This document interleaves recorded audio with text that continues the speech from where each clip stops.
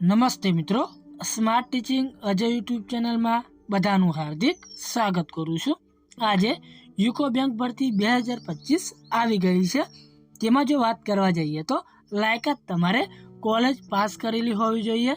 જેમાં પગાર ધોરણની જો વાત કરીએ તો તેમાં 48,480 સુધી તમને મળવાપાત્ર રહેશે। જેમાં કુલ જગ્યાઓની જો વાત કરવા જઈએ તો 250 જગ્યાઓ પર ભરતી થવાની છે।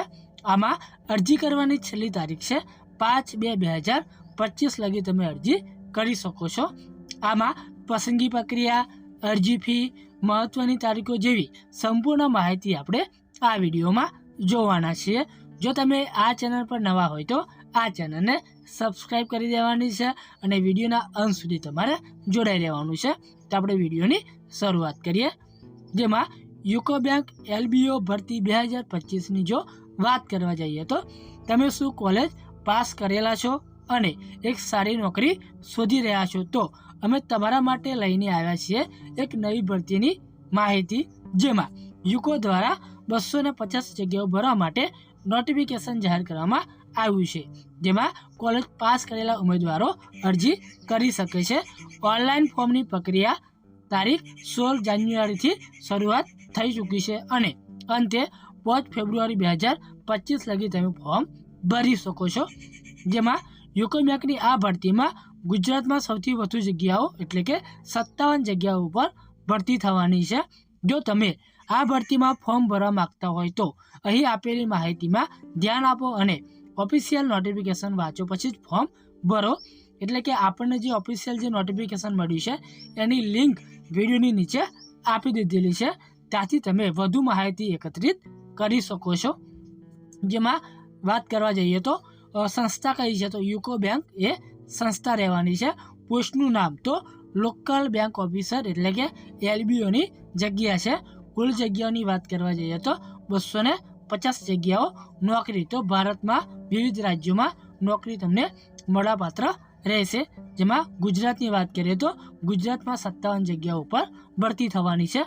જેમાં અરજી શરૂ થયાની તારીખ છે આપણી 16 જાન્યુઆરી 2025। જેમાં અરજી કરવાની છેલ્લી તારીખ છે 5 ફેબ્રુઆરી 2025 લગી તમે અરજી કરી શકો છો। ફી ભરવાની પણ છેલ્લી તારીખ છે 5 ફેબ્રુઆરી 2025 પહેલાં તમારે ફી ભરી દેવાની છે। જેમાં અરજી કરવાનું માધ્યમ એટલે કે તમારે ઓનલાઈન અરજી કરવાની રહેશે।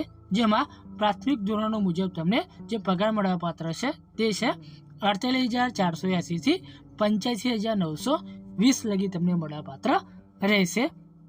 જેમાં તો કુલ જગ્યાઓની જો વાત કરવા જઈએ તો સ્થાનિક બેંક અધિકારી એટલે કે LBOની 250 જગ્યા ઉપર ભરતી થવાની છે, એ આપણે આગળ જોઈ ગયા તે પ્રમાણે। ત્યારબાદ છે યુકો બેંક LBO ભરતીમાં યોગ્યતા શું રહેવાની છે એટલે કે શૈક્ષણિક લાયકાત શું રહેવાની છે તો આ ભરતી માટે પણ યોગ્ય મુદ્દાઓમાંથી કોઈ પણ સાથે સ્નાતક કરેલું હોવું જોઈએ। એટલે કે તમારે કોલેજ પાસ કરેલી હોવી જોઈએ। જો તમારી કોલેજ પાસ કરેલું હોય તો તમે આમાં અરજી કરી શકો છો। ત્યારબાદ વય મર્યાદાની જો વાત કરવા જઈએ તો ઓછામાં ઓછી 20 વર્ષ જ્યારે વધારેમાં વધારે 30 વર્ષ હોવી જોઈએ। જેમાં છૂટછાટ અને પ્રશ્નોની વધુ ચોક્કસ માહિતી માટે તમારે એકવાર સત્તાવાર સૂચના વાંચી લેવાની છે। ત્યારબાદ અરજી ફીની જો વાત કરવા જઈએ તો SC, ST અને PWBD માટે 175 રૂપિયા જ્યારે અન્ય કેટેગરી માટે 850 રૂપિયા તમારે ચૂકવવા પડશે। ત્યારબાદ પસંદગી પ્રક્રિયા શું રહેવાની છે તો આ ભરતી માટેની પ્રક્રિયા નીચે મુજબ સ્ટેપમાં થશે। જેમાં પહેલું સ્ટેપ છે ઓનલાઈન પરીક્ષા, બીજું છે ભાષા પ્રાવીણ્ય કસોટી, ત્રીજું છે અંગત મુલાકાત। આ પ્રમાણે તમારી પસંદગી પ્રક્રિયા થવાની છે। ત્યારબાદ જે પરીક્ષા લેવાના છે એનું જે માળખું છે એ જોવા જઈએ તો રિઝનિંગ અને કોમ્પ્યુટર ઇન્સ્ટિટ્યૂટના 45 પ્રશ્નો, એના ગુણ છે 60 ગુણ। જેમાં પરીક્ષાનું માધ્યમ તમે અંગ્રેજી કે પછી હિન્દીમાં પરીક્ષા આપી શકો છો, જેની અવધિ છે 60 મિનિટ। ત્યારબાદ છે સામાન્ય અર્થતંત્ર અને બેન્કિંગ જાગૃતિના 40 પ્રશ્નો સામે 40 ગુણ, એ તમે અંગ્રેજી અને હિન્દીમાં જ આપવાનું રહેશે, જેનો તમને સમય મળશે 35 મિનિટ। ત્યારબાદ વાત કરવા જઈએ તો અંગ્રેજી ભાષા જેમાં પ્રશ્નો રહેવાના છે 35, જેના સામે ગુણ છે 40 ગુણ રહેવાના છે. ભાષા કઈ છે તો અંગ્રેજી 40 મિનિટનો સમય રહેવાનો છે. ત્યારબાદ ડેટા વિશ્લેષણ અને અર્થઘટન જેના પ્રશ્નો રહેવાના છે 35. સામે તમારા ગુણ રહેવાના છે 60 ગુણ. એ તમે અંગ્રેજી કે પછી હિન્દીમાં પરીક્ષા આપવાની રહેશે, જેમાં સમય મળશે તમને 45 મિનિટ. એમ કુલ ટોટલ 155 પ્રશ્નો થશે અને 200 ગુણનું પેપર રહેવાનું છે અને તમને ટોટલ 3 કલાકનો સમય મળવાપાત્ર રહેશે. ત્યારબાદ આપણે પગાર ધોરણની જો વાત કરવા જઈએ તો લોકલ બેંક ઓફિસર એટલે કે LBO જ્યાં તમને પગાર મળવાપાત્ર રહેશે 48,480 રૂપિયા 85,920.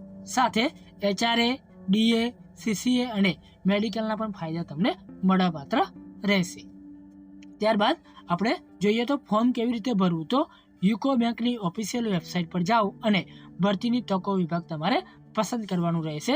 ત્યારબાદ ઓનલાઈન અરજી કરો પર ક્લિક કરો અને રજિસ્ટ્રેશન તમારે ફોર્મ ભરો. તમારી અન્ય વિગતો જેમ કે નામ, સંપર્ક વિગતો, યોગ્યતા ભરો. ત્યારબાદ સહી, અંગૂઠાની છબી અને અન્ય જરૂરી ડોક્યુમેન્ટ તમારે અપલોડ કરવાના રહેશે. ત્યારબાદ અરજી ફી ભરો એટલે કે SC, ST અને PWBની પસંદગી માટે 175 રૂપિયા અને અન્ય તમામ માટે તમારે 850 રૂપિયા ફી ભરવાની રહેશે.